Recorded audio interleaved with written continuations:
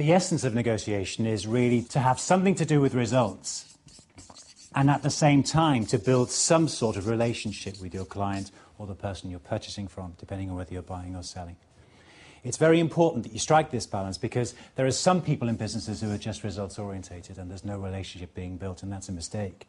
And equally, there are some people who give away far too much all the time. And mature negotiators try and get a balance between relationships and results. And that balance is achieved through a process of dialogue. So the idea, therefore, if it is about dialogue, is you've got to have something to talk about. And the most mistakes that people make in negotiation is they go into a room and there's nothing to talk about.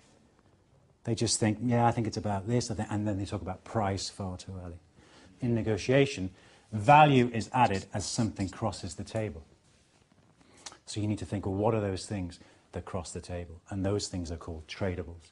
And if negotiations are akin to playing cards, it's just a game. It's just a ridiculous human resource game. If it's similar to playing cards, then you need a full pack. So the definition of a tradable is something that's relatively easy for you all to give and relatively valuable to the other side. Not necessarily dead easy, but relatively easy. So, Peter, you've got the idea of purchasing a car. What could be a tradable in that transaction?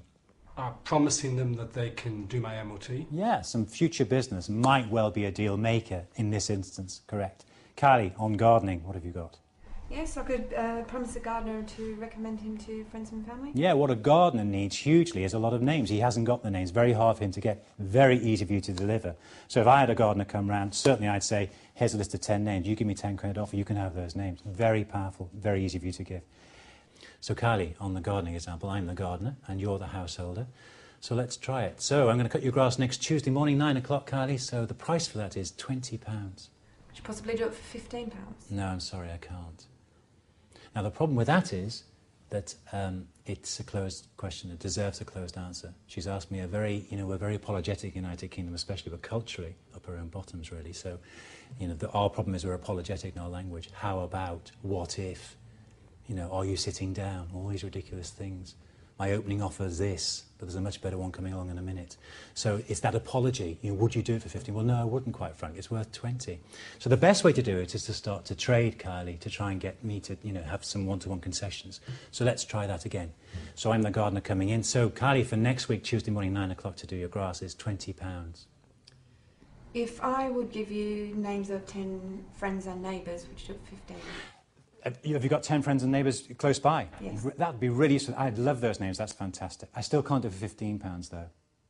So the problem there is Kylie's starting now to get one-to-one concessions sorted out, but actually, apparently, what's mine is mine and what's hers is still negotiable, because you have to say the words a certain way around.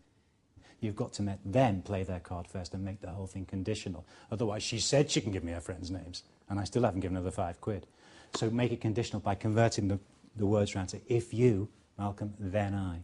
So, Kylie, next Wednesday, 9 o'clock, £20.